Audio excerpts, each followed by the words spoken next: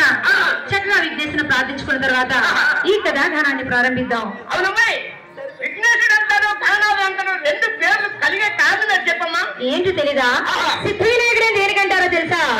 ఏ కార్యక్రమాలు ఉంది గాని, ఏ పూజలు ఎందు గాని, ఏ వ్రతములు ఎందు గాని చక్కగా సిద్ధి వినాయకుడిని చక్కగా పూజించిన తర్వాత ఆ పూజలన్నింటినీ చక్కగా జరుగుతాయని సిద్ధి వినాయకుడు అంటారు. అలాగే సకల బుద్ధులు కలవాడు కాబట్టి బుద్ధి వినాయకుడిని కూడా అంటారు, గణనాథుడు అంటారు.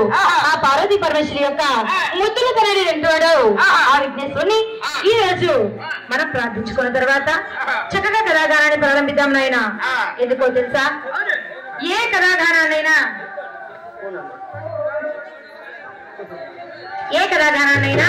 ప్రారంభించే ముందు ఆ వరసిద్ధి వినాయకుడిని పూజించుకున్న తర్వాత ఏ కార్యక్రమాలైనా ప్రారంభిస్తారు. కాబట్టి ఈ రోజు మనం ఈ వేదిక పైన ఆ పరమేశ్వరుని